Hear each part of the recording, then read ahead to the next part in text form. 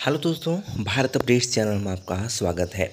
और दोस्तों आज है 8 सितंबर 2022 और आज की 13 इंपॉर्टेंट अपडेट्स आप सभी के लिए लेकर यहाँ पर आ चुका हूँ। चलिए फिर शुरू करते हैं पहली अपडेट के साथ। तो ये रही पहली अपडेट। हिमाचल में पिछले कल जो है 3,343 पर्सन टेस्टेड हुए हैं।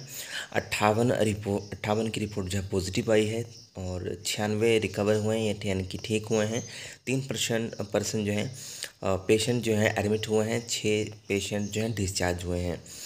483 टोटल एक्टिव केसेस यहाँ पे हिमाचल में हैं। अभी जो एक्टिव केसेस वो हैं 43 483। ओके, तो ये दोस्तों अभी तक की लेटेस्ट अपडेट है। चलिए दोस्तों नेक्स्ट अपडेट ये रही।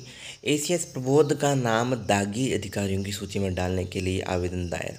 हाईकोर्ट ने सरकार से 2 हफ्ते में तलब किया जवाब। मुख्य सचिव पर झूठा शब्द पत्र दायर करने का आरोप।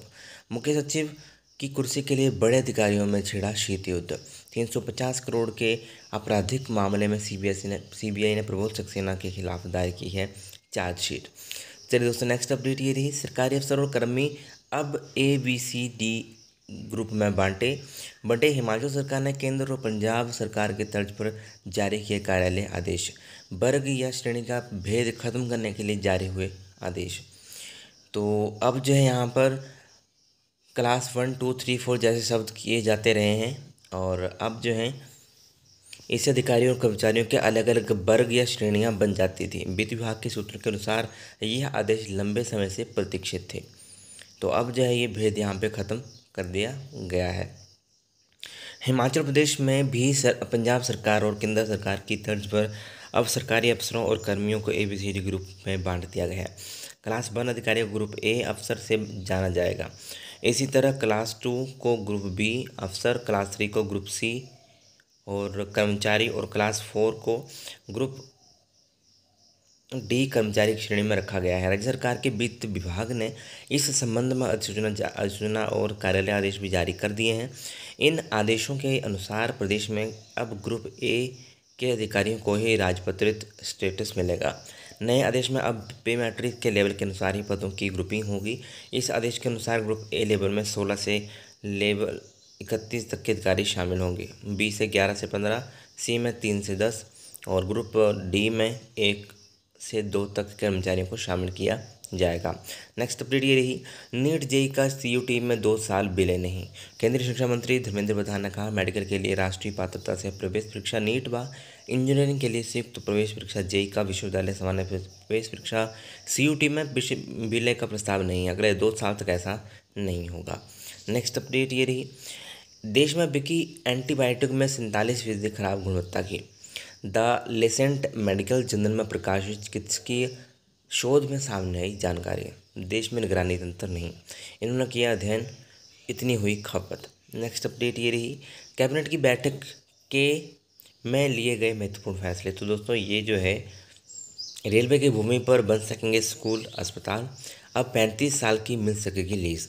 तो रेलवे की ज़मीन पर अब अस्पताल, स्कूल और बुनियादी ढांचे से जुड़ी निर्माण श्रृंखलाओं की स्थापना हो सकेगी।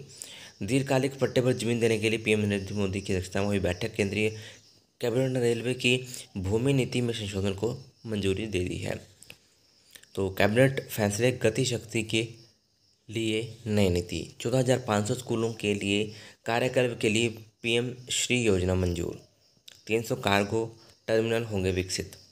चलिए दोस्तों नेक्स्ट अपडेट ये रही। नहीं बढ़े लहसुन के दाम, बीज खाद का खर्च निकालना मुश्किल। Next update. 11 करोड़ रुपए से होने वाली पुस्तकों की खरीद विवादों में। पहली से 12वीं कक्षा वाले 15,000 सरकारी स्कूलों के पुस्तकालयों के लिए होनी है खरीद। समग्र शिक्षा अभियान के परियोजना कार्यालय ने 17 सितंबर तक प्रकाशकों से मांगे हैं आवेदन। बीते वर्ष नहीं खर्च हुई थी 8 करोड़ की राशि। नेक्स्ट अपडेट ये रही। आज और कल मौसम साफ। 10 और 11 सितंबर को जो है भारी बारिश की चेतावनी। मनाली लेह मार्ग पर तांगला गला दर्रे पर हुई बर्फबारी का नज़ारा। प्रदेश में कमज़ोर पड़ रहा मानसून। बुधवार को सभी क्षेत्रों में खिली रही धूप। नेक्स्ट अपडेट ये रही। सरकारी स्कूलों में नर्सरी और KG के 50,000 बच्चों को मिलेगी स्मार्ट वर्दी। पहली से 12वीं कक्षा के विद्यार्थियों की वर्दी का डिज़ाइन भी बदलने की तैयारी। प्रारंभिक शिक्षा निदेशालय को 10 दिनों में वर्दी के नए डिज़ाइन दिखाने के जारी किए निर्देश। प्रधान सचिव शिक्षा देवेश कुमार की अध्यक्षता में सचिवालय में हुई हाई पावर कमेटी की बैठक।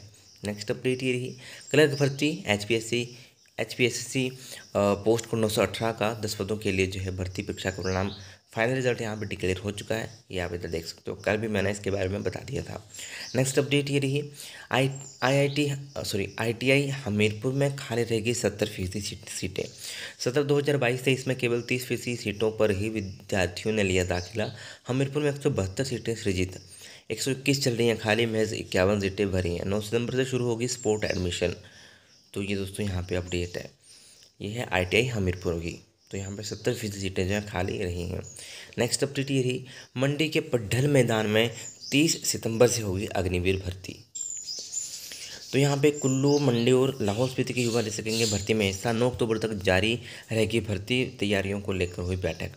तो पड्ढल मैदान मंडी में अग्निवीर भर्ती 30 सितंबर से 9 अक्टूबर तक चलेगी और भर्ती मंडी, कुल्लू और लाहौल स्पीति के युवाओं के लिए करवाई जाएगी। भर्ती की तैयारियों को लेकर उपायुक्त कार्यालय में डीसी अरिंदम चौधरी ने विभागीय अधिकारियों के साथ बैठक की। ये दोस्तों यहाँ पे अपडेट है।